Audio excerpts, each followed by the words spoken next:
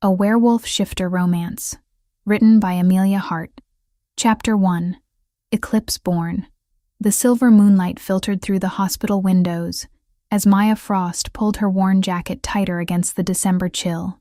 At 22, she had learned to navigate the world with careful steps, always watching, always hiding.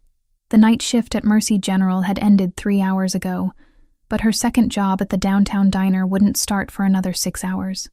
Time enough to catch a few hours of sleep in her cramped studio apartment. 4 years.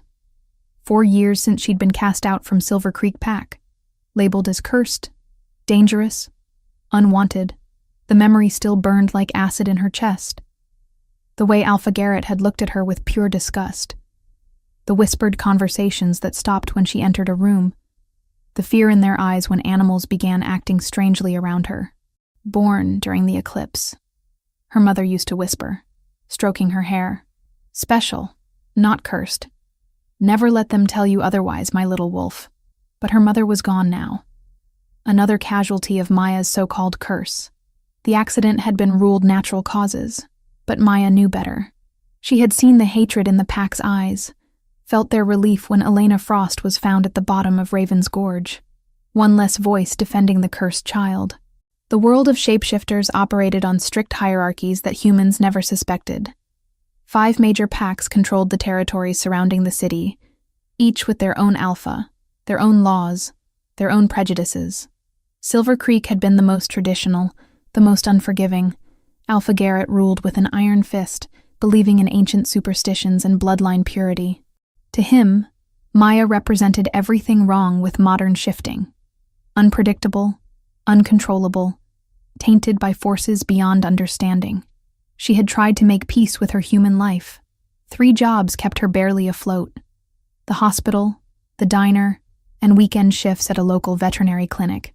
The irony wasn't lost on her that she found more acceptance among humans than she ever had with her own kind. Dr.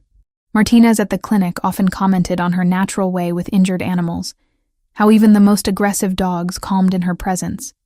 If only he knew the truth. Maya's ancient Honda coughed to life in the hospital parking garage, the engine protesting against the bitter cold. The weather forecast had called for snow, but this felt different, heavier, more ominous, the kind of storm that trapped people in places they didn't want to be. The drive home normally took 20 minutes through the winding mountain roads, but tonight felt endless. Snow had begun falling in thick, heavy flakes that made visibility nearly impossible. Maya leaned forward, gripping the steering wheel as she navigated the treacherous curves that led to her apartment complex. She had always known she was different, even before the exile. Other shifter children could transform completely by their 15th birthday. But Maya remained stuck between worlds, human in appearance but with senses that betrayed her true nature. She could smell emotions, hear heartbeats from across rooms, feel the wild call that pulled at her soul during full moons. Yet her wolf remained locked inside, as if something fundamental was missing. The prophecy that sealed her fate had been whispered among the elders for generations.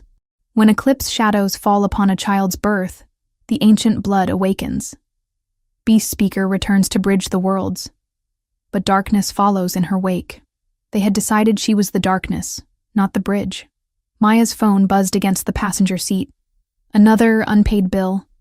Another reminder of how precarious her existence had become. She reached for it without thinking, taking her eyes off the road for just a moment. The deer appeared from nowhere, its eyes reflecting her headlights like twin moons. Maya yanked the steering wheel hard to the right, but the icy road offered no grip. The Honda spun in a slow, sickening circle before sliding sideways into a massive pine tree with a sound like breaking bones. Silence settled over the mountain road like a burial shroud. Steam rose from the crumpled hood as snow continued to fall, already beginning to cover the wreckage. Maya's head throbbed where it had struck the side window, and something warm trickled down her temple. Her door was jammed shut, the frame bent beyond recognition. She had to get out, had to find help. The temperature was dropping rapidly, and her human body wouldn't survive the night exposed to the elements. Using her shoulder, Maya forced the passenger door open and stumbled into the storm. The cold hit her like a physical blow, cutting through her thin jacket and scrubs as if they were made of paper. Her ankle twisted on the uneven ground, sending sharp pain shooting up her leg. Blood from the head wound had frozen in her hair, and each breath felt like swallowing ice. No cell service. Of course. This section of mountain road was notorious for dead zones, one of the reasons she rarely took this route. But tonight's detour to avoid construction had led her straight into disaster. Maya began walking, each step a monumental effort as the snow deepened around her feet. The storm was worsening, transforming the familiar landscape into an alien wasteland of white. She couldn't see more than a few feet in any direction, couldn't tell if she was walking toward civilization or deeper into the wilderness. Her body was shutting down. She could feel it in the way her thoughts became sluggish, how her limbs felt disconnected from her will. Hypothermia was setting in, and her shifter healing could only do so much when she couldn't access her wolf form. The cruel irony that she might die alone on a mountain road, just miles from where she'd been born, wasn't lost on her.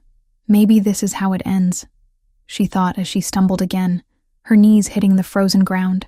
Maybe this is what they always said I deserved. The snow was beautiful, she realized. Peaceful. Each flake caught what little light remained, creating a world of crystal and silence. As her vision blurred and darkness crept in from the edges, Maya Frost closed her eyes and let the storm claim her. She never heard the sound of an approaching engine cutting through the night. Chapter 2. Steel and Snow. Adrian Blackthorne had learned to trust his instincts long before he became an alpha. Tonight, something pulled at him through the storm, an urgency he couldn't explain. He had been returning from Seattle, another grueling negotiation with human investors who had no idea they were funding a supernatural empire. His Bentley cut through the snow with precision, but even luxury couldn't make this drive pleasant. At 28, Adrian commanded respect from both worlds. The human corporate sphere where he'd built a billion-dollar technology empire, and the supernatural realm where he ruled the Midnight Ridge Pack with calculated authority. The dual existence exhausted him sometimes, but it was the price of protecting over 200 pack members who depended on his leadership. The storm had worsened in the past hour, transforming the mountain roads into skating rinks.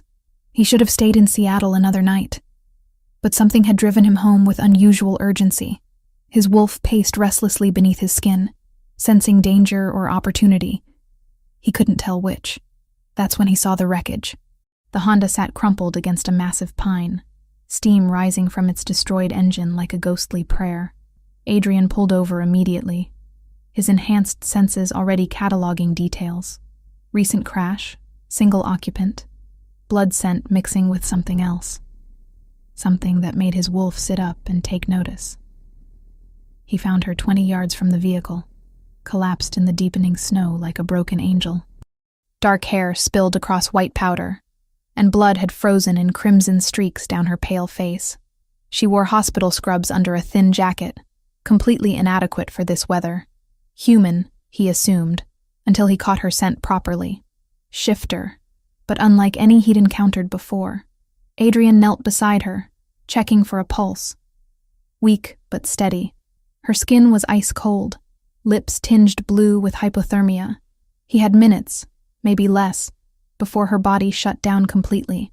Without hesitation, he lifted her into his arms, surprised by how fragile she felt, despite the strength he sensed, sleeping beneath her surface. The Bentley's heated interior provided immediate relief, as Adrian settled her in the passenger seat, cranking the temperature to maximum.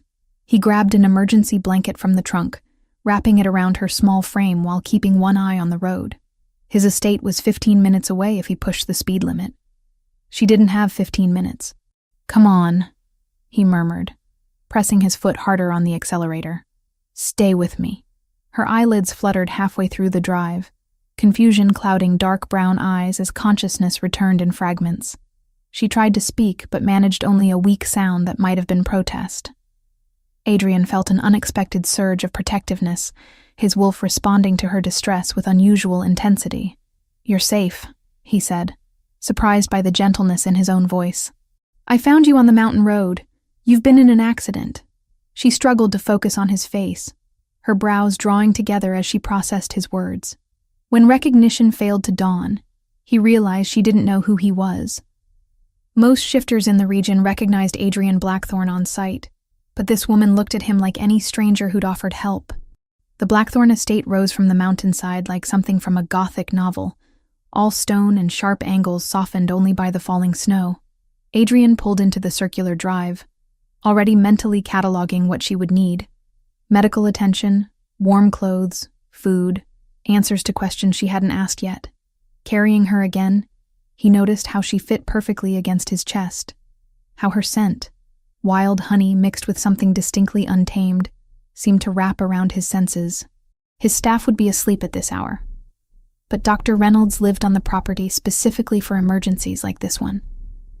The main foyer impressed most visitors with its soaring ceilings and crystal chandelier, but the woman in his arms remained unconscious as he carried her to one of the guest suites.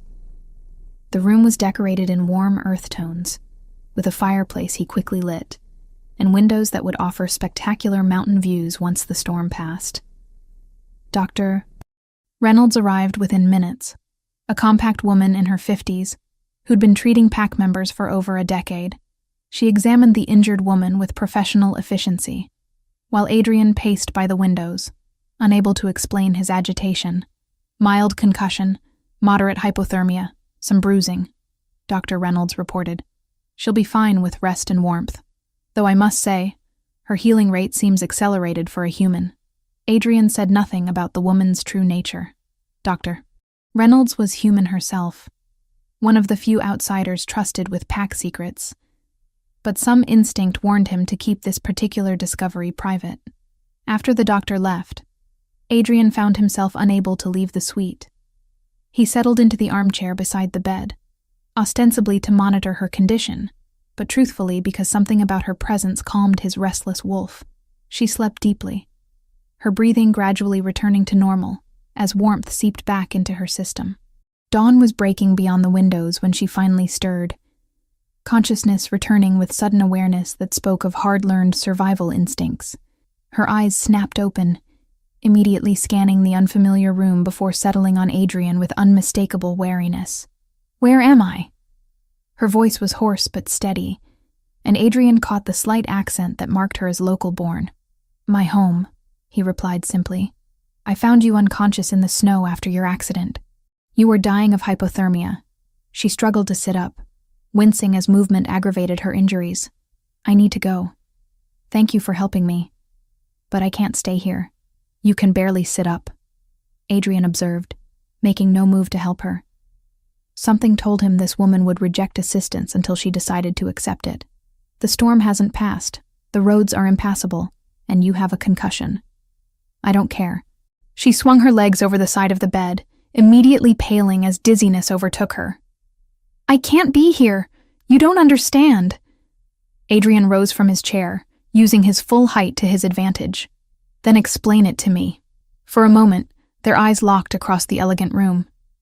Adrian felt something shift in the air between them, recognition of a different sort. She was beautiful, he realized with surprise. Not in the polished way of the women who typically sought his attention, but with the raw authenticity of someone who'd been tested by life and emerged unbroken. "I don't owe you explanations," she said, but her voice lacked conviction. "No," Adrian agreed, "but you owe me the courtesy of not dying in my guest room after I went to the trouble of saving your life." Despite everything, her lips twitched with what might have been amusement. "Is that your idea of bedside manner?" "I'm not known for my bedside manner," Adrian admitted. "I'm known for getting results." She studied him with intelligent eyes, and Adrian had the distinct impression she was seeing more than he typically revealed. "What's your name?" "Adrian Blackthorne." He watched for recognition that didn't come. "And you are?" A long pause. "Maya." "Maya what?" "Just Maya." Her tone suggested the conversation was over. Adrian felt his wolf stir with interest at her defiance. Most people, supernatural or human, deferred to his authority instinctively. This woman looked at him like he was just another obstacle to navigate. "Well, just Maya," he said, moving to the windows. "The storm is expected to last another day, possibly 2. You're welcome to stay until it passes, or you can venture out into 10 feet of snow with a head injury. Your choice." She was quiet for so long he turned back to look at her. Maya sat on the edge of the bed, her dark hair falling like a curtain around her face as she stared at her hands.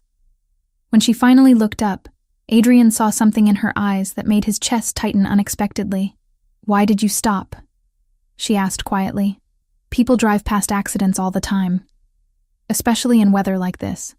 Adrian considered lying, offering some platitude about good citizenship. Instead, he found himself telling the truth. "I don't know. Something told me to." Maya nodded slowly, as if his answer confirmed something she'd suspected. "I'll stay until the storm passes. But then I leave." "Understood." As Adrian left her to rest, he couldn't shake the feeling that everything had just changed. His wolf was more settled than it had been in months, and the estate felt different with her presence in it. He told himself it was simple attraction, the natural response of an unmated alpha to an interesting female. But deep down, Adrian Blackthorne knew he was lying to himself. Chapter 3. Wild Recognition. Maya woke to the sound of howling wind and the crackle of flames in the fireplace. For a moment, she forgot where she was. The silk sheets were softer than anything she'd owned, and the room smelled of cedar and something distinctly masculine that made her wolf stir restlessly. Then memory crashed back. The accident, the storm, Adrian Blackthorne's penetrating gaze. She'd slept for nearly 12 hours, her body finally succumbing to exhaustion after months of running on empty. Outside the tall windows, snow continued to fall in thick curtains, transforming the world into an endless expanse of white. Maya had seen storms before, but nothing like this.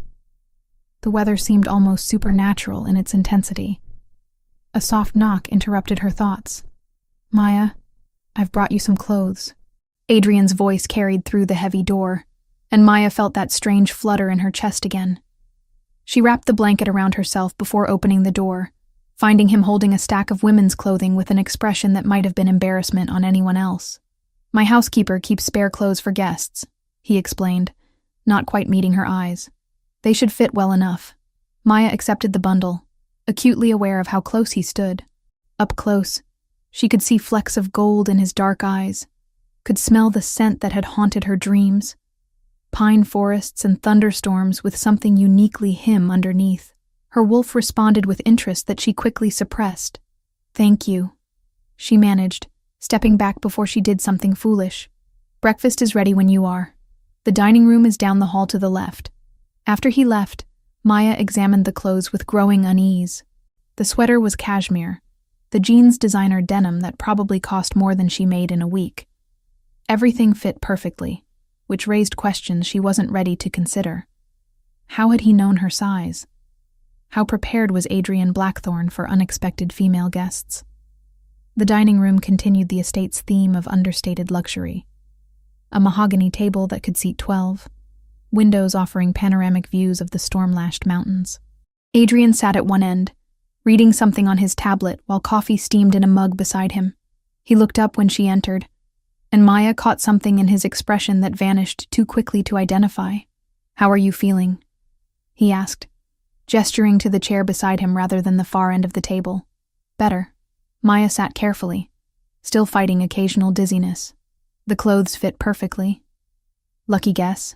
Something like that. Adrian poured coffee from an expensive-looking pot, adding cream without asking how she liked it. The fact that he'd guessed correctly sent another warning bell through Maya's already alert system. They ate in companionable silence. Eggs Benedict that tasted better than anything she'd had in years, fresh fruit that must have cost a fortune in this weather. Maya tried not to think about what this meal represented in terms of her monthly budget. Tried not to feel guilty for enjoying luxury she couldn't afford. "Tell me about yourself," Adrian said eventually, his tone carefully casual. Maya's guard went up immediately. "Not much to tell. I work at the hospital, keep to myself, mind my own business." 3 jobs, Adrian observed, and Maya's fork paused halfway to her mouth. "Hospital scrubs, but you smell like veterinary antiseptic and diner grease. That's a lot of work for someone so young. How do you—" Maya caught herself before finishing the question. Of course he could smell those things. The question was why he was admitting to enhanced senses. "You're very observant. It's a survival skill in my line of work." Adrian leaned back in his chair, studying her with uncomfortable intensity. Though I'm curious why someone with your talents is working 3 minimum wage jobs. The air between them shifted, becoming charged with unspoken understanding. Maya set down her fork, her appetite vanishing as familiar fear crept up her spine. I don't know what you mean. Don't you? Adrian's voice remained gentle, but Maya caught the steel underneath. You're shifter-born, Maya. Your scent gives you away, even if everything else about you screams human. Maya's flight instinct kicked in with painful intensity. She pushed back from the table, already calculating distances to exits. But Adrian remained perfectly still in his chair. No threatening postures, no commands. Just patient waiting that somehow felt more dangerous than aggression would have. I should go, she said, hating how her voice shook slightly. Storm or no storm, I need to leave.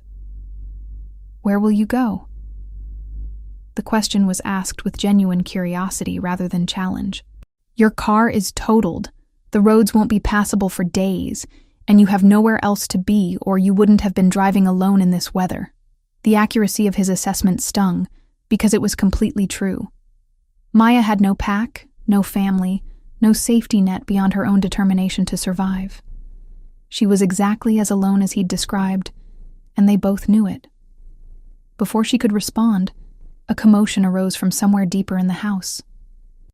Raised voices, the sound of multiple footsteps, then a sharp bark that made Maya's head snap up with sudden alertness. That wasn't a dog. It was something wild, something in pain. Adrian was already moving, his earlier casualness replaced by focused authority. Stay here, he commanded, but Maya was already following him toward the source of the disturbance. They found the scene in the estate's mudroom. 3 men in work clothes clustered around something on the floor, while a woman Maya didn't recognize knelt beside what looked like an injured animal. As they got closer, Maya's enhanced senses cataloged the details. 5 wolves, all wild rather than shifter, all showing signs of exposure and injury. Found them huddled against the generator shed. One of the men was explaining to Adrian. Storm must have driven them down from higher elevations. 2 are pretty bad off, and they're all half frozen. Maya stepped forward without thinking, her earlier fear forgotten in the face of suffering. The lead wolf, a magnificent silver-gray female, lifted her head as Maya approached, yellow eyes meeting brown in a moment of perfect communication. The animal's hackles relaxed, and she settled back down with something that sounded almost like relief. Careful, the woman kneeling beside the wolves warned. They're scared But Maya was already moving, her hands hovering over the injured animals with instinctive knowledge. She could feel their pain like a physical ache in her own chest, could sense the fear and confusion that came with being driven from familiar territory by the supernatural storm. Hey, beautiful, she murmured to the silver female, her voice taking on a quality she'd never heard before. You're safe now. I promise you're safe. The wolf's response was immediate and startling. She lifted her head again, making a soft whining sound that seemed to resonate through the entire pack. One by one, the other wolves turned toward Maya with expressions of recognition that defied explanation. Maya knelt among them, her hands moving with sure confidence as she examined injuries and offered comfort. The wolves not only allowed her touch, they sought it out, pressing against her palms and following her movements with an attention that bordered on worship. I'll be damned, one of the men breathed. Maya glanced up to find everyone in the room staring at her with expressions ranging from amazement to something approaching awe. Adrian's face was unreadable, but his scent had changed in a way that made her wolf pace restlessly. They need warming blankets and fresh water, she said, surprised by how steady her voice sounded. The silver one has a dislocated shoulder. I can set it, but someone needs to hold her steady. And the black male has infected cuts on his pads that need cleaning. How do you know all that? The woman asked. Maya realized she didn't have a good answer. She just knew, the same way she'd always known things about injured animals that others missed. I work at a veterinary clinic sometimes. But as she returned her attention to the wolves, Maya caught Adrian watching her with an expression she couldn't read. His earlier casual interest had transformed into something more intense, more calculating. She had revealed too much, shown abilities that marked her as different, in ways that had always brought her trouble. The silver wolf nudged her hand, drawing Maya's focus back to the immediate need. As she worked to help the injured animals, she tried to ignore the weight of Adrian's gaze and the growing certainty that her carefully constructed anonymity had just shattered completely. When the last wolf was settled comfortably by the mudroom's fireplace, Maya straightened to find Adrian still watching her. The room had emptied except for them and the pack of rescued animals, who seemed content to rest in her presence. "That was remarkable," Adrian said quietly. Maya shrugged, avoiding his eyes. "Animals in pain recognize others who understand. Is that what you think this was?" His voice carried a note she couldn't identify. Understanding? Before Maya could answer, the silver wolf lifted her head and howled, a sound of pure communication that seemed to echo through the estate's stone walls. Within moments, the other wolves had joined in, creating a harmony that resonated in Maya's bones like a call to home. As their voices faded, Maya realized the storm outside had gentled to a whisper. But the real storm, the one building between her and Adrian Blackthorne, was just beginning. Chapter 4. Dangerous Territory. The next morning brought crystalline sunshine and the kind of profound silence that only follows a major storm. Maya woke to find the rescued wolves still sleeping peacefully in the mudroom, their presence having transformed the practical space into something resembling a wild sanctuary. She'd checked on them twice during the night, unable to resist the pull she felt toward their vulnerable forms. Adrian found her there at dawn, sitting cross-legged among the pack with a cup of coffee growing cold in her hands. The silver female had positioned herself as close as possible without actually touching, while the others formed a protective semicircle around Maya's seated figure. "They trust you completely," Adrian observed, settling onto a nearby bench with his own steaming mug. "Animals sense things we can't," Maya replied without looking up. "They know when someone won't hurt them." Something in her tone made Adrian study her more carefully. The defiance from yesterday had softened into something more complex.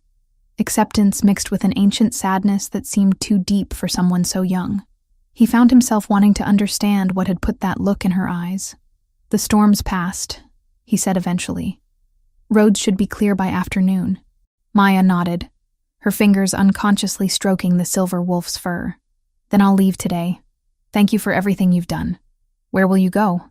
Adrian asked the same question as before, but this time it carried different weight. He'd spent half the night researching Maya Frost. What little public record existed painted a picture of someone living deliberately under the radar. "I'll figure something out. I always do." Adrian set down his coffee and leaned forward slightly. "What if I offered you an alternative?" Maya's hand stilled on the wolf's fur, but she didn't look up. "What kind of alternative?" "The pack has a veterinary clinic that serves the community. We've been looking for someone with your skills." Adrian chose his words carefully, aware that one wrong move would send her running. It would come with housing, benefits, a salary that would let you quit those other jobs. "I don't have veterinary training beyond basic first aid," Maya said. But Adrian caught the note of longing in her voice. "Dr. Chen, who runs the clinic, says training can be provided for the right person. Someone with natural instincts." Adrian paused meaningfully. "Someone animals trust instinctively." Maya finally looked at him, and Adrian felt that same electric awareness that had been building since he'd found her in the snow. She was beautiful in the morning light, her dark hair catching golden highlights, and her brown eyes reflecting depths he was only beginning to explore. "Why?" she asked simply. "Because you're wasted working 3 dead-end jobs when you could be doing something that matters." Adrian found himself being more honest than he'd intended. "Because watching you with those wolves yesterday was like watching someone come alive." Heat flickered between them, a tension that had nothing to do with job offers and everything to do with the way Maya's scent seemed to wrap around his senses. Adrian had dated plenty of women, sophisticated humans who understood his wealth, powerful shifters who appreciated his status. None of them had ever made his wolf pace restlessly just from proximity. "I can't," Maya said, but her voice lacked conviction. "You don't understand the situation. Then explain it to me." Adrian moved closer, close enough to catch the wild honey scent that seemed to intensify when she was emotional. "What are you running from?" Maya stood abruptly, disturbing the wolves' peaceful arrangement. The silver female whined softly in protest, but remained where she was. "It's complicated." Most things worth understanding are complicated. She paced to the windows, wrapping her arms around herself as she stared out at the snow-covered landscape. Adrian remained seated, recognizing the body language of someone preparing to flee. His wolf wanted to pursue, to corner her until she had no choice but to accept his protection. But his human mind understood that approach would only drive her away faster. "I was exiled from my birth pack," Maya said finally, the words coming out like pulled teeth. 4 years ago. They considered me dangerous. Dangerous how? Maya laughed, but there was no humor in the sound. "Would you believe cursed? Born during an eclipse? Supposedly destined to bring disaster to anyone foolish enough to keep me around?" Adrian felt something cold settle in his chest. He knew enough about pack politics to understand what exile meant. Complete abandonment, loss of protection, rejection by one's own kind. It explained her wariness, her determination to remain anonymous, the careful way she held herself apart from others. "What pack?" he asked, though he suspected he already knew.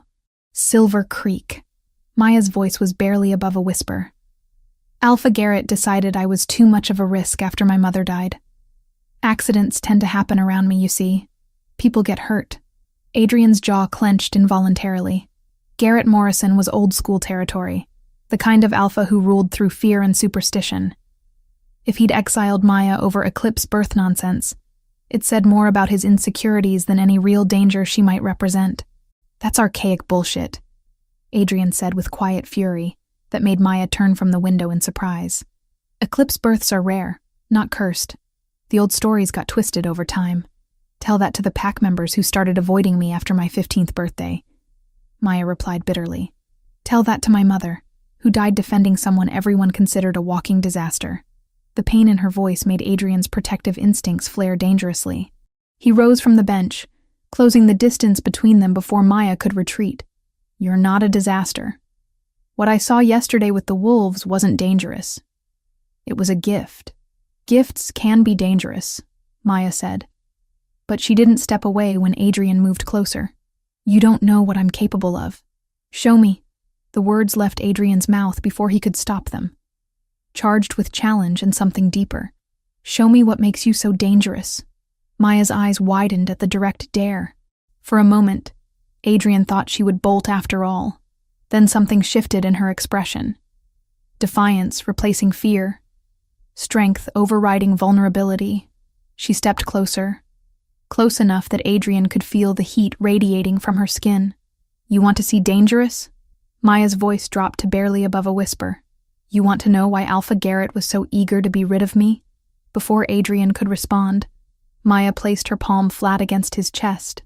The contact sent electricity shooting through every nerve ending, but it was nothing compared to what happened next. Adrian's wolf, always controlled and disciplined, suddenly surged forward with desperate hunger. Not for dominance or territory, but for the woman standing so close he could count her eyelashes.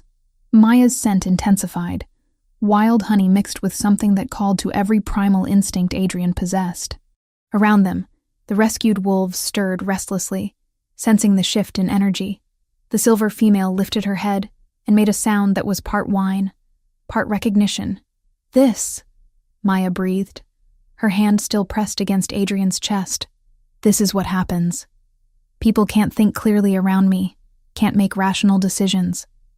Animals become obsessed, territorial. Pack dynamics fall apart because everyone's either protecting me or trying to drive me away." Adrian's rational mind tried to process her words, but his wolf was completely focused on the woman in front of him. He wanted to pull her closer, to bury his face in her neck and breathe in that intoxicating scent until it replaced the air in his lungs.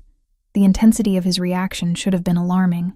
He was known for his control, his ability to think strategically even in emotional situations. "Adrian," Maya's voice cut through the haze of want clouding his thoughts. "Do you see now? This is why I have to leave. This is why I can't stay here or work for you or pretend I'm anything other than what I am." With enormous effort, Adrian stepped back, breaking the physical contact that was wreaking havoc on his system. The loss of her touch left him feeling strangely bereft, as if something essential had been taken away. "That wasn't..." Ordinary attraction, he managed, his voice rougher than usual. No, Maya agreed, her own breathing slightly uneven. It wasn't. And it gets stronger over time, more dangerous. People start making choices they wouldn't normally make, taking risks they shouldn't take. Eventually, someone gets hurt. Adrian's mind raced as he processed the implications. He'd heard whispers of such things in the old stories, shifters whose very presence could influence others, whose scent could drive wolves to distraction. He'd always assumed they were myths, cautionary tales told to explain away poor decisions. Is that what happened to your mother? He asked gently. Maya's face crumpled slightly before she regained control. She defended me against pack members who wanted me gone. Got between me and their anger one too many times. The morning they found her at the bottom of Raven's Gorge.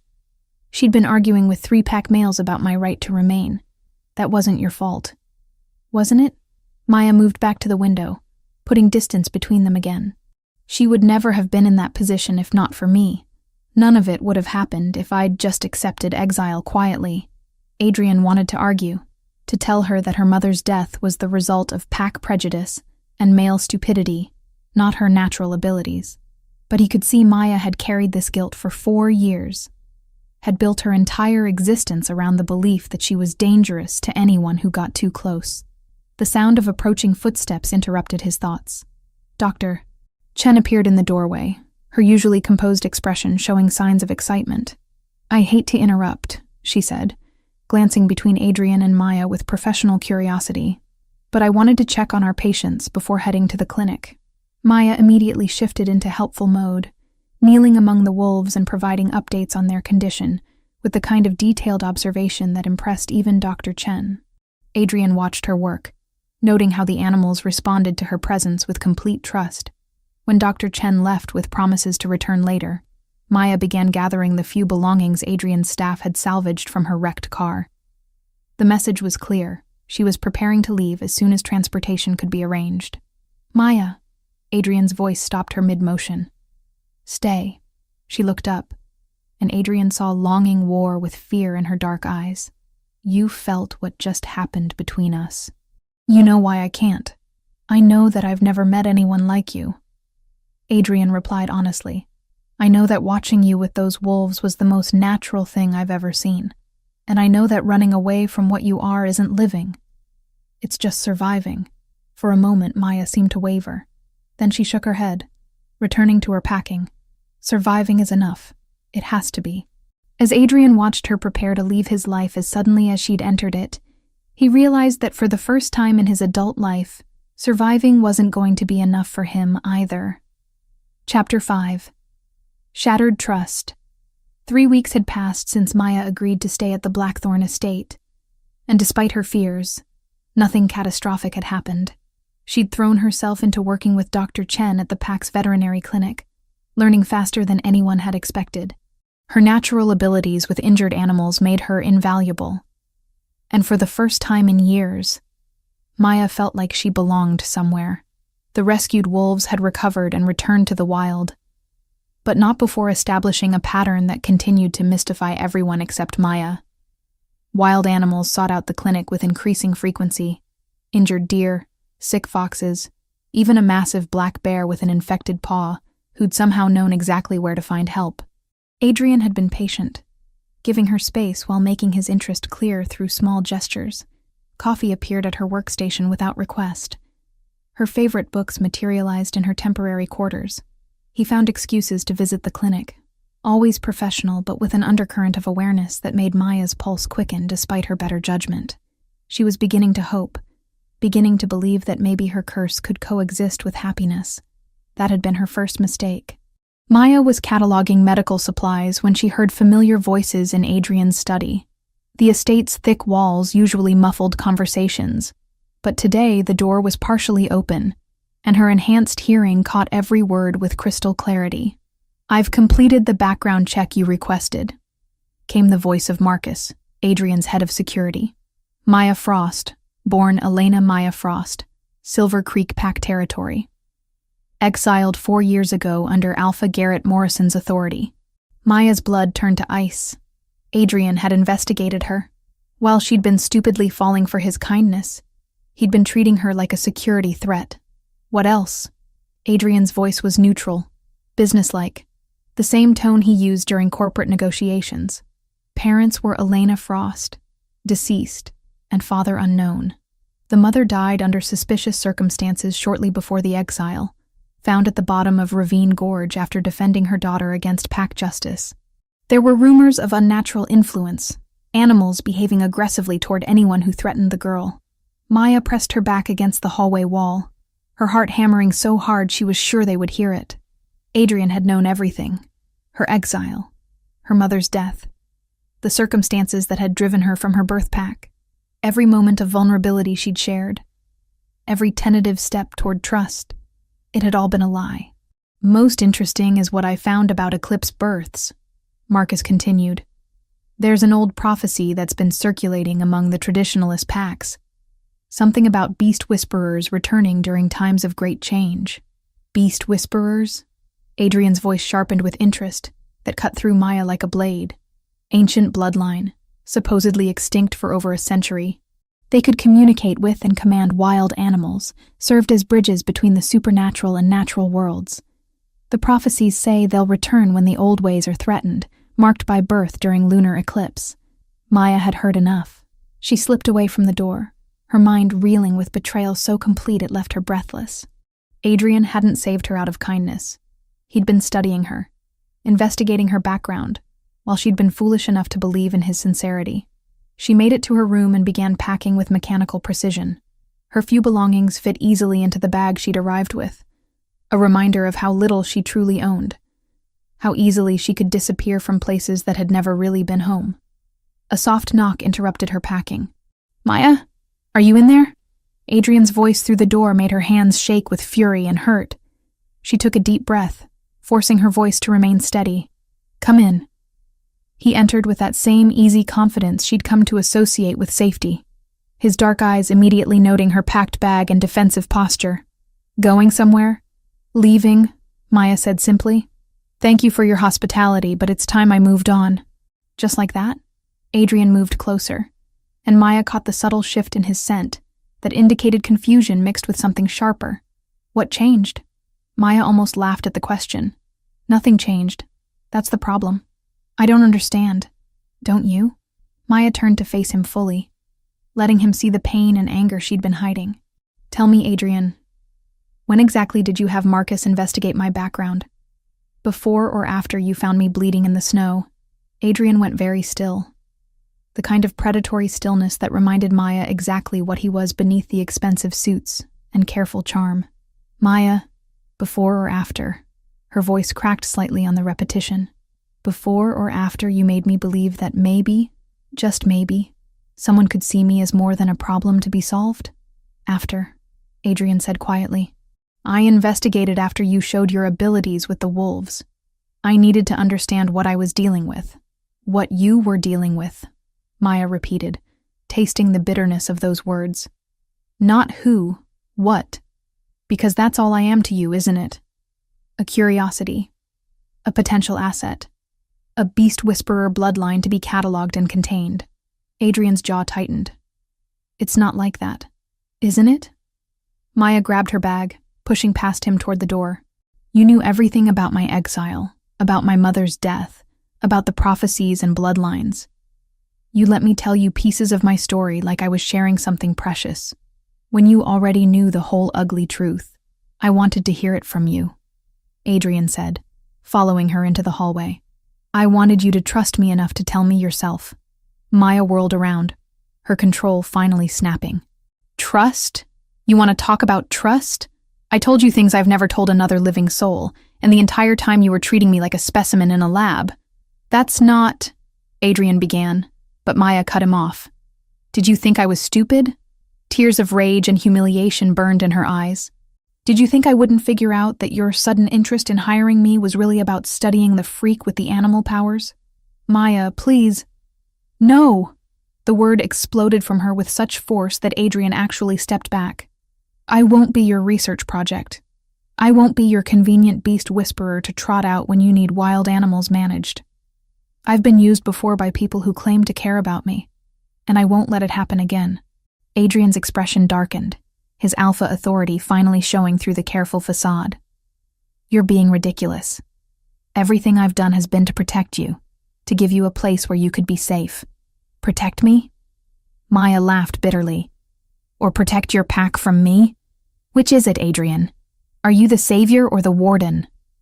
The question hung between them like a blade, cutting through weeks of careful relationship building with surgical precision. Adrian's silence stretched too long, and Maya saw the truth in his hesitation. "Both," she whispered, the fight draining out of her as quickly as it had come. "You're both. You wanted to help me, but you also needed to make sure I wasn't a threat. You cared about me, but not enough to be honest. Not enough to see me as an equal rather than a problem to be managed." "Maya, don't." She held up a hand to stop him. "Please don't make this harder than it already is. We both know this was temporary. I should have left after the storm passed like I planned." Adrian moved to block her path to the stairs. "Where will you go? You have nothing. No money, no transportation, nowhere safe. I survived 4 years before I met you," Maya said with quiet dignity. "I'll survive whatever comes next." "The other packs know about you now," Adrian pressed. "Word travels fast in our world. Alpha Garrett has been making inquiries about your whereabouts. You can't just disappear again." Fear flickered through Maya's chest, but she refused to let it show. Alpha Garrett's interest could only mean one thing. He'd decided she posed enough of a threat to be worth hunting, but the alternative was staying with someone who saw her as a useful tool, rather than a person worth loving. "Then I'll deal with that when it happens," she said. "I won't trade one cage for another, no matter how gilded yours might be." Adrian's scent spiked with frustration, and something that might have been desperation. "This isn't a cage. This is a home. A place where you can be yourself without fear. A home where the owner investigates the guests behind their backs?" Maya shook her head sadly. "A place where I'm valued for my usefulness rather than my worth as a person? That's not a home, Adrian. That's employment with benefits." She pushed past him, and this time he let her go. At the top of the stairs, Maya turned back one last time, memorizing his face, despite the pain it caused. "For what it's worth," she said softly, "I was falling in love with you. The you I thought you were anyway. The man who saved a stranger in a storm without expecting anything in return. I'm sorry that man was just another beautiful lie." Adrian's face went pale, his mouth opening as if to speak. But Maya was already walking away. She made it to the front door before her composure cracked completely, tears finally spilling over as she stepped into the cold mountain air. Behind her, she heard Adrian call her name, but she didn't turn around. Some mistakes couldn't be undone with words, and some trust, once broken, could never be fully repaired. As Maya walked down the long driveway toward an uncertain future, she tried to convince herself that leaving was the right choice, that protecting her heart was worth the loneliness that stretched ahead like an endless winter road. But with each step that took her further from the estate, the hollow ache in her chest grew stronger, until Maya began to wonder if some kinds of pain were worse than the risks of staying. The sound of a car engine behind her made Maya's steps falter, hope and dread warring in her chest. But when she turned, it wasn't Adrian coming after her. The black SUV with Silver Creek pack markings sent ice through her veins, and Maya realized that her past had finally caught up with her. Her last thought before the tranquilizer dart hit her neck was that she should have trusted Adrian's warning about the other packs, should have trusted him about a lot of things. The darkness that claimed her tasted like regret and missed chances, like love that might have been if she'd been brave enough to stay and fight for it. Chapter 6. Awakening. Maya's consciousness returned in fragments, the taste of copper in her mouth, the burn of rope against her wrists, the familiar scent of pine and damp earth that meant she was back in Silver Creek territory. Her head throbbed where the tranquilizer had hit, but beneath the physical pain, something else stirred, something that had been sleeping for far too long. She kept her breathing steady and her eyes closed, using her enhanced senses to map her surroundings. Underground space. Probably the old root cellar beneath the pack house. 3 heartbeats nearby, 2 calm and controlled, 1 agitated and fearful. The agitated one was young, barely past first shift by the scent of him. "She's been out for 6 hours," the young voice whispered. "Maybe we used too much of the trank." "She's stronger than she looks," came the gravelly response of Beta Thomas Kane, Alpha Garrett's right hand for over 2 decades. "Eclipse-born always are." A third voice, cold and calculating. "Good. I want her fully aware for what comes next." Alpha Garrett Morrison. Maya's blood chilled at the sound of the voice that had haunted her nightmares for 4 years. The man who had exiled her, who had allowed the pack to believe she was responsible for her mother's death. The man who feared her enough to hunt her down, rather than let her live in peace. "Sir," the young wolf said hesitantly, "the Council of Alphas has been asking questions about our operations. If they find out we crossed into Blackthorn territory to take her, the Council can kiss my ass." Garrett snarled. "This abomination should have been dealt with years ago. I was weak, listened to her mother's pleading, let sentiment cloud my judgment. But the prophecies are clear. Beast whisperers bring chaos. They upset the natural order." Maya heard footsteps approaching her position, felt Garrett's presence like a cold shadow falling across her face. She forced herself to remain limp, to show no signs of consciousness, even as every instinct screamed at her to fight. 4 years she's been out there, growing stronger, learning to use abilities that should have died with the old bloodlines. Garrett continued, his voice dropping to a dangerous whisper. "And now she's caught the attention of Adrian Blackthorn. Do you know what happens when a beast whisperer bonds with an alpha of his power?" "No, sir," the young wolf replied nervously. "They become unstoppable. 2 minds linked, one controlling supernatural politics, and the other commanding every wild creature within a 100-mile radius. The old stories speak of such pairs bringing down entire kingdoms." Maya's heart clenched despite her situation. Even now, even after learning about his investigation and his clinical interest in her abilities, the mention of Adrian sent pain shooting through her chest. She had loved him. Completely. Desperately. Foolishly. And he had seen her as exactly what Garrett described. A tool to be used. A power to be harnessed. "So what do we do with her?" Beta Thomas asked. "Same thing we should have done 4 years ago," Garrett replied with chilling finality. "We put her down like the rabid animal she is." The casual discussion of her murder snapped something inside Maya's chest. Not her heart, that had already been shattered by Adrian's betrayal. Something deeper, more primal. The part of her that had been caged and suppressed since her first exile. The wild core that had been whispering at the edges of her consciousness her entire life. Maya's eyes snapped open, and for the first time in her life, they blazed with the golden fire of her true nature fully awakened. "Hello, Garrett," she said, her voice carrying harmonics that hadn't been there before. "Miss me?" The alpha stumbled backward, his face going pale as he took in the change in her appearance. Maya's ordinary brown eyes now held flecks of molten gold that seemed to pulse with their own light. Her scent had intensified, becoming something wild and untamed that made even Thomas step back instinctively. "Impossible," Garrett breathed. "The tranquilizer should have kept you under for hours more." Maya flexed against her bonds, testing their strength. Heavy rope, professionally tied, designed to hold a shifter. But as her newfound awareness expanded, she realized the ropes weren't her real prison. Fear was. 4 years of hiding, of believing she was dangerous, of accepting others' judgment of her worth. "You know what I've learned in my exile, Garrett?" Maya asked conversationally. "I've learned that the only thing more dangerous than a beast whisperer is a beast whisperer with nothing left to lose." She closed her eyes and reached out with senses she'd never fully understood, calling to the wild hearts that beat in the darkness beyond the cellar walls. The response was immediate and overwhelming. Dozens of creatures stirring in the forest above, their primitive minds touching hers with recognition and welcome. "What are you doing?" Thomas demanded, but his voice carried the edge of panic. Maya smiled, and it was not a human expression. "I'm coming home." The first sounds came from the pack house above, scratching at windows, the thud of bodies against doors. Then howls began echoing through the forest, not the organized calls of shifter packs, but the wild harmony of creatures that knew no alpha, but the one calling them. Garrett pulled a silver blade from his belt, the kind designed specifically for killing supernatural beings. Thomas, the ritual circle. Now. But before either man could move, the cellar door exploded inward in a shower of splinters and steel.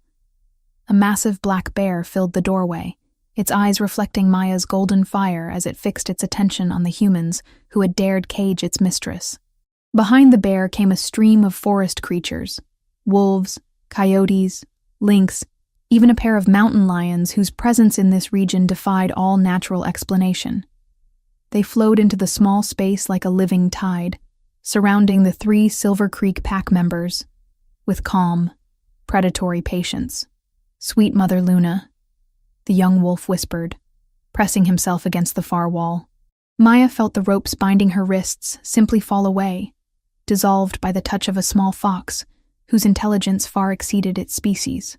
She rose to her feet with fluid grace, her movements now carrying the coordinated power of someone who truly understood what she was.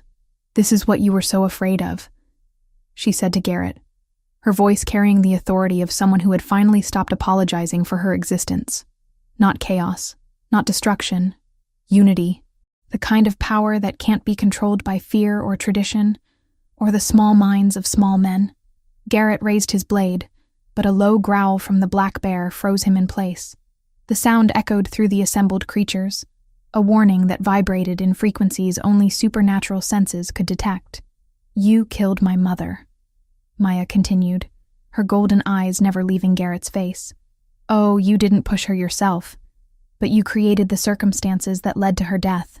You poisoned the pack against her, made her an outcast for defending her child. She chose her side," Garrett snarled, but his voice shook. "She chose the abomination over the pack. She chose love over fear," Maya corrected, "something you've never been capable of understanding." The young wolf, barely 18 by his scent, suddenly stepped forward, his courage surprising everyone in the room. "Alpha," he said quietly, "maybe we should reconsider. She's not doing anything violent. She's just talking." Garrett's face twisted with rage. "Shut up, boy. You don't understand what you're seeing." But Maya saw the truth in the young wolf's eyes. Recognition, not of a monster, but of someone who could choose mercy when she had every right to choose vengeance. The creatures surrounding them remained perfectly still, waiting for her command, but showing no aggression beyond their protective positioning. "What's your name?" Maya asked the young wolf gently. "David," he replied, ignoring Garrett's warning growl. "David Chen." Maya's eyes widened slightly. "Dr. Chen's son." "Yes." David's voice grew stronger. "She told me what you did at the clinic, how you helped animals that no one else could reach. That doesn't sound like someone who brings chaos." The truth of his words seemed to resonate through the assembled creatures, who shifted closer to Maya with something that looked almost like pride. She was their voice, their protector, their bridge between worlds that had been separated for too long. "You see, Garrett," Maya said softly, "the next generation isn't afraid of change. They understand that different doesn't mean dangerous." Garrett's grip tightened on his blade. "I won't let you corrupt our young with your unnatural influence. The only thing unnatural here is your hatred," Maya replied. "But I'm not here for revenge, no matter how much you might deserve it." She gestured to the creatures surrounding them, and they began filing back toward the destroyed doorway with the same eerie coordination they'd shown entering. Only the black bear remained, its massive form blocking any potential escape route. "I'm here for something much more valuable than vengeance," Maya continued. "I'm here for the truth. And the truth is that beast whisperers were never the problem. We were the solution, bridges between the supernatural and natural worlds, healers of the rifts that fear creates." As the last of the wild creatures disappeared into the forest above, Maya felt a familiar presence at the edge of her expanded awareness. Her heart clenched as Adrian's scent reached her, carrying notes of desperation and determination that spoke of a frantic search finally ended. "Maya!" His voice echoed through the damaged pack house above, followed by the sounds of multiple shifters spreading out in search formation. "It seems your time is up," Maya said to Garrett, but her attention was divided now. Adrian had come for her. Despite everything that had broken between them, He had tracked her to enemy territory and brought what sounded like half his pack as backup. The question was, had he come to rescue her or to reclaim a valuable asset? "This isn't over," Garrett snarled, but his threat rang hollow with Adrian's pack so close. Maya looked at him with something that might have been pity. "Yes, it is. The old ways are dying, Garrett. The question is whether you'll adapt or be left behind." As Adrian's footsteps thundered down the cellar stairs, Maya took a deep breath and prepared to face the man who had broken her heart. The woman who had fled the estate in tears was gone, replaced by someone who finally understood her own worth. Whether that would be enough to bridge the chasm between them remained to be seen. Chapter 7. Soul-deep Adrian's heart stopped when he saw Maya standing in the ruined cellar, surrounded by the remnants of what looked like a supernatural army. Her eyes blazed with golden fire he'd never seen before, and her scent had transformed into something wild and untamed that made his wolf howl with recognition. She was magnificent and terrifying, and absolutely, undeniably his. Maya. Her name left his lips like a prayer, relief flooding through him so completely that his knees nearly buckled. "Thank God you're alive."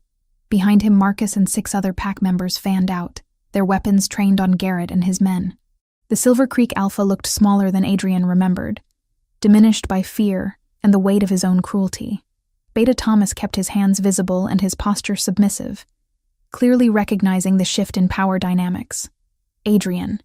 Maya's voice carried new harmonics that resonated in his bones. "You came. Did you think I wouldn't?" He stepped closer, ignoring the warning growls from Garrett's faction. "When I found your note. When I realized what had happened." "What note?" Maya's golden eyes narrowed with confusion. Adrian's blood chilled as he processed her response. "The note you left, explaining why you had to go, telling me not to follow." But even as he said the words, he knew the truth. There had been no note. Maya had been taken, not run away. "I didn't leave a note," Maya said quietly. "I was abducted from your driveway by Silver Creek enforcers." The rage that exploded through Adrian was primal and absolute. His wolf surged forward, demanding immediate violence against anyone who had dared touch their mate. He turned toward Garrett with murder in his eyes, but Maya's voice stopped him cold. "Adrian, don't." The command in her tone was unmistakable, backed by power he was only beginning to understand. "This isn't the way. They took you from my territory," Adrian snarled, his alpha authority making the air itself vibrate with threat. "They drugged you, imprisoned you, planned to murder you. There are laws that you broke when you investigated me behind my back," Maya interrupted, and the words hit Adrian like physical blows. "Laws that you ignored when you decided I was a problem to be managed rather than a person to be trusted." The truth of her accusation silenced the righteous fury burning in Adrian's chest. Even now, even after everything that had happened, the hurt in her voice cut deeper than any physical wound could have. "Maya," he began, but she held up a hand to stop him. "We'll deal with our issues later," she said with devastating calm. "Right now, we have bigger problems." She turned to face Garrett directly, and Adrian watched in fascination as every creature that had answered her call earlier began returning to the cellar. They moved with supernatural coordination, filling the space until it seemed impossible that so many wild animals could coexist in such proximity without chaos. "You want to know what a real beast whisperer can do?" Maya asked Garrett, her voice carrying the authority of someone who had finally stopped hiding from her own power. "Watch." The animals began to sing. It started with the wolves, a harmony that was nothing like pack communication Adrian had ever heard. This was older, deeper, the kind of music that predated human civilization. The other creatures joined in with their own voices, until the entire cellar resonated with a sound that seemed to come from the earth itself. Adrian felt the song in his bones, in his blood, in the places where his human and wolf selves merged. It spoke of unity, of balance, of the interconnectedness of all living things. This wasn't domination or control. It was communion on a level that transcended species. "This is what you've been so afraid of," Maya said to Garrett over the wild symphony. "Not power over nature, but partnership with it. Not chaos, but harmony you're too small-minded to understand." Young David Chen stepped forward again, his face shining with something approaching wonder. "It's beautiful," he breathed. "Why did we never learn that it could be beautiful?"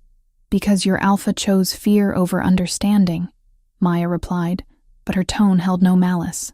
"Because it's easier to hate what you don't comprehend than to admit you might be wrong." Garrett's face was pale but determined. "Pretty words won't change what you are.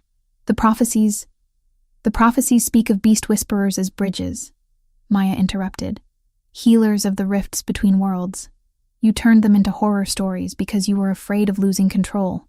The wild song gradually faded, leaving behind a silence that felt heavy with possibility. The animals began dispersing again, but Adrian noticed they didn't go far. They were establishing a perimeter, protecting their chosen one even as they granted her space to handle human affairs. "Adrian," Maya said, turning to face him fully for the first time since he'd arrived. "Why did you really come after me?" The question was deceptively simple, but Adrian understood the weight behind it. Everything between them, their future, their past, the fragile hope of healing, balanced on his answer. "Because I love you," he said, the words ripping from somewhere deeper than his throat. "Because I've been a fool, and an ass, and probably a dozen other things you could rightfully call me, but mostly because losing you made me realize that I'd rather have you angry at me than not have you at all." Maya's golden eyes searched his face with uncomfortable intensity. "That's not enough," she said quietly. "Love without trust is just obsession." "You're right." Adrian took a step closer, hyper-aware of the wild creatures watching his every move with protective interest. "I investigated you because I was scared. Not of what you might do to my pack, but of what you were already doing to me." "What do you mean?" Adrian ran a hand through his hair, struggling to find words for feelings he'd never examined too closely. "From the moment I found you in that snow, you changed everything. My priorities, my instincts, my understanding of what I wanted from life. I'd built my entire existence on control, on knowing every variable and managing every risk.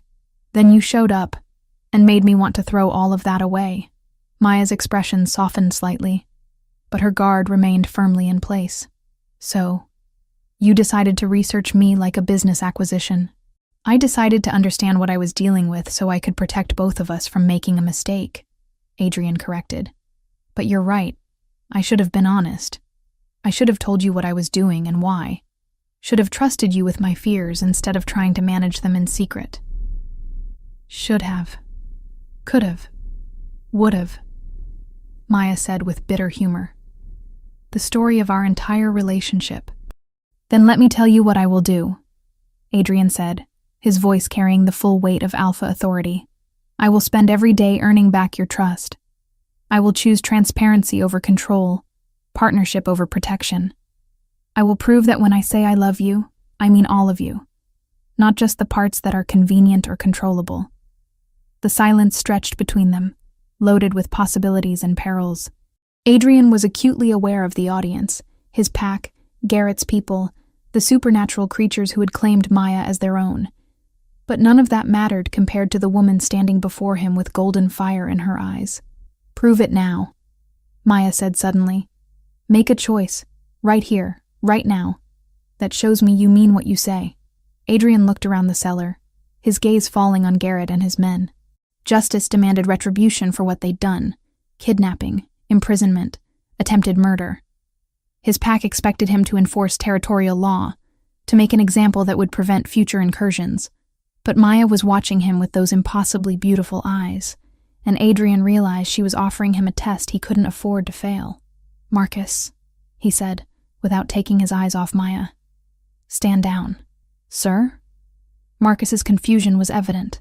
"They violated our territory, took one of ours." "Stand down," Adrian repeated, his alpha command leaving no room for argument. "All of you, weapons away." Maya's expression didn't change, but Adrian caught the subtle shift in her scent that suggested surprise. He turned to face Garrett directly, letting the older alpha see the full force of his displeasure while keeping his voice level. "You will leave Midnight Ridge territory immediately," Adrian said. "You will never return.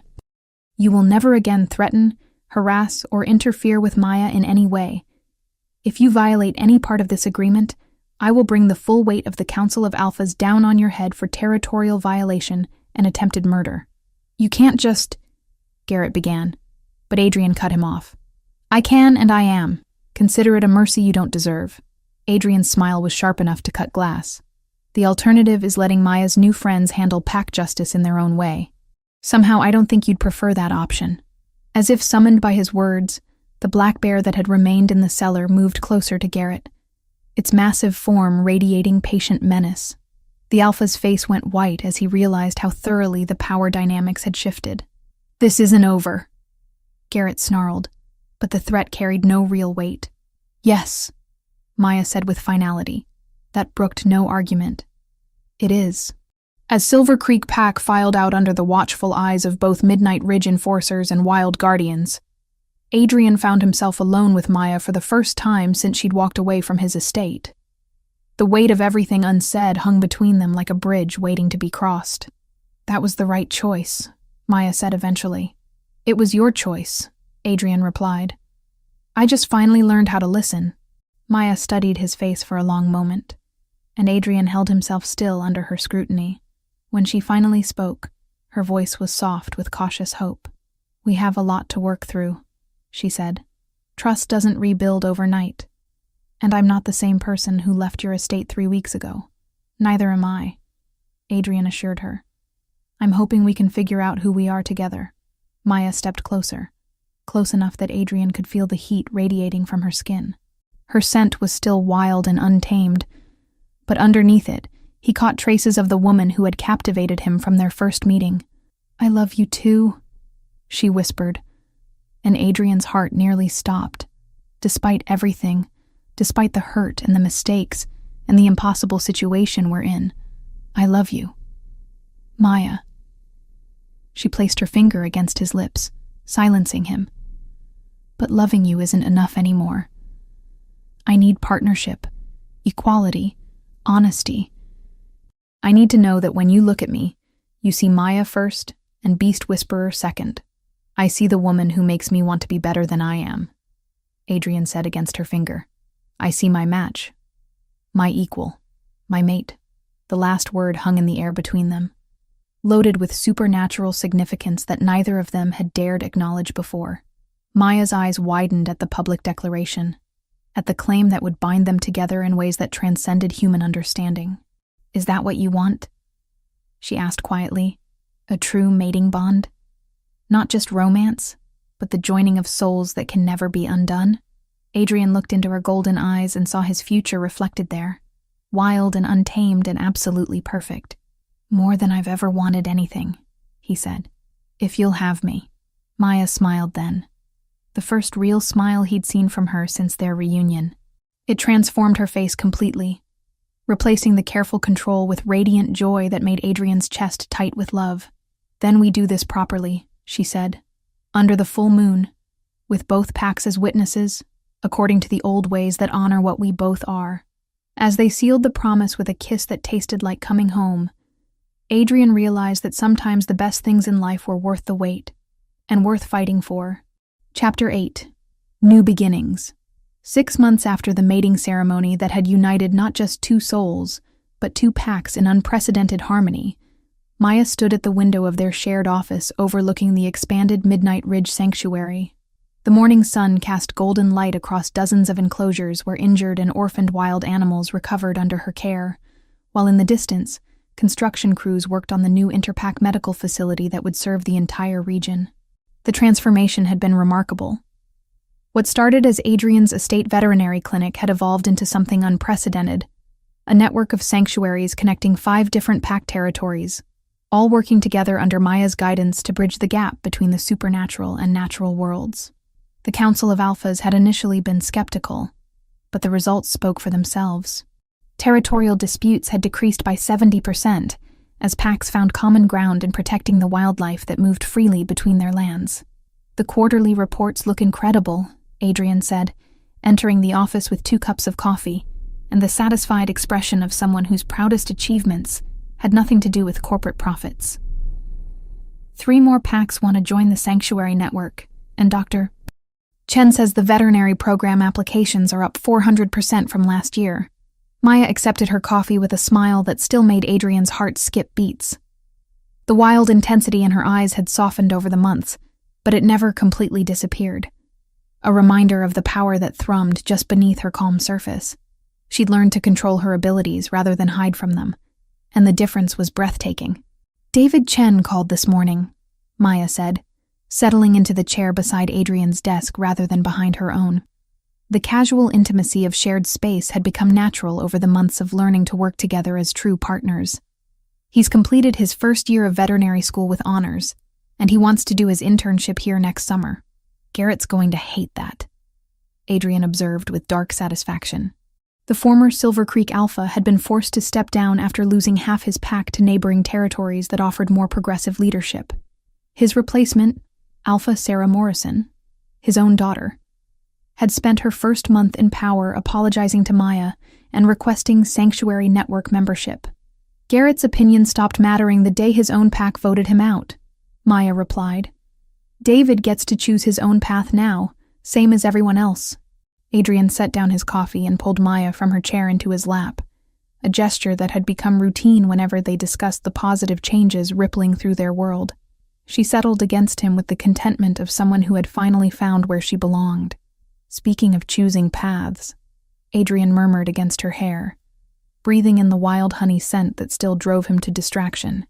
Dr. Martinez called about your medical school application. Maya tensed slightly in his arms. The decision to pursue formal veterinary training had been difficult. She was already more effective with animals than most licensed veterinarians. But the legitimacy that came with official credentials would open doors for the Sanctuary Network that her natural abilities alone couldn't. "And?" she prompted, though her enhanced hearing had probably already caught the excitement in his voice. "Full scholarship to the University of Washington Veterinary Program, with permission to complete clinical rotations at our facilities," Adrian announced, unable to keep the pride from his voice. "They want to study your methods, maybe develop new approaches to wildlife rehabilitation." Maya was quiet for so long that Adrian began to worry he'd misread her feelings about the opportunity. Then she turned in his arms, her face shining with joy and something deeper. The confidence of someone who had finally learned to see her differences as gifts rather than curses. "I'll be gone 3 days a week for classes," she said. "The animals here, the sanctuary work. Can you handle the increased responsibility?" "We," Adrian corrected firmly. "We can handle anything as long as we're facing it together. Besides," he added with a grin that made Maya's pulse quicken, "I seem to remember promising to support your dreams no matter where they led." The kiss that followed was interrupted by a soft whining from the office doorway. They separated to find Artemis, the silver wolf Maya had rescued during that first storm. Watching them with patient amusement, the wolf had never returned to the wild, choosing instead to become Maya's constant companion and the unofficial mascot of the sanctuary. "She's reminding us that the new arrivals need attention," Maya said, with the kind of instant understanding that still amazed Adrian. The connection between Maya and wild creatures had only strengthened over the months, but it no longer frightened him. Instead, he'd learned to see it as part of what made her extraordinary. They walked hand in hand through the sanctuary grounds, greeting the various animals that called the facility home. Some were permanent residents, creatures too injured or imprinted to survive in the wild. Others were temporary guests, recovering from injuries or illness before being released back to their natural habitats. All of them responded to Maya's presence with the same reverence Adrian had witnessed that first day with the storm-driven wolves. The newest arrivals were a family of black bears, a mother and 2 cubs who had been separated during a forest fire in the neighboring territory. The cubs were healthy but traumatized, while their mother bore burns that would require weeks of careful treatment. Maya approached the enclosure with the same fearless grace she brought to every animal interaction. The mother bear, sedated for treatment but still alert, lifted her massive head as Maya entered the space. For a moment, predator and healer regarded each other with mutual assessment. Then the bear made a sound Adrian had never heard before, a low rumble that seemed to carry gratitude and trust in equal measure. Maya placed her hand on the animal's uninjured shoulder, and Adrian watched the tension leave the bear's body as healing energy passed between them. She knows her cubs are safe, Maya said softly, not taking her eyes off the bear. She can rest now. Adrian found himself thinking, not for the first time, that he was witnessing something miraculous. Not just Maya's abilities, but the ripple effects of her presence in the world. Every animal she helped, every pack member who learned to see differences as strengths rather than threats, every young shifter who grew up believing they could be valued for who they were, rather than feared for what they might become. Maya, he said quietly, waiting until she turned to face him before continuing. There's something I need to tell you. The serious tone in his voice made her step closer, her hand automatically reaching for his. What is it? Adrian took a deep breath, aware that what he was about to share would change everything again. Dr. Reynolds ran some additional tests after your last physical. The results, they're remarkable. What kind of results? Maya's voice carried a note of wariness that made Adrian realize he was handling this badly. You're pregnant, he said simply, then rushed to explain as Maya's face went through a series of expressions he couldn't quite read. About 8 weeks along, she thinks. The baby is developing normally, but there are some unique characteristics that suggest what? Maya's voice was barely above a whisper. That our child might be the first alpha-level beast whisperer born in over 2 centuries. Adrian finished. The genetic markers are unlike anything on record. Maya sank onto a nearby bench, her hand instinctively moving to her still flat stomach. Adrian sat beside her, giving her space to process while remaining close enough to offer support. An alpha beast whisperer, she repeated slowly. Do you have any idea what that means? The kind of power, the responsibility, the expectations? I know it means our daughter will grow up in a world that's learning to celebrate differences instead of fear them, Adrian said gently.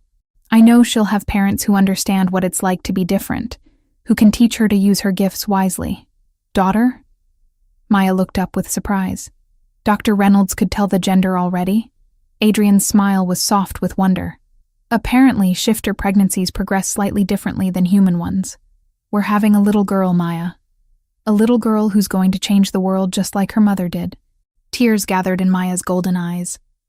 Not from fear or uncertainty, but from overwhelming joy. She'll never have to hide what she is, Maya said with fierce protectiveness. Never have to apologize for her gifts or pretend to be less than she is. Never, Adrian agreed, pulling her close. And she'll grow up knowing that being different makes her special, not dangerous. As if sensing the significance of the moment, Artemis padded over to join them on the bench. The wolf rested her massive head on Maya's lap, her intelligent yellow eyes seeming to offer congratulations and protection in equal measure.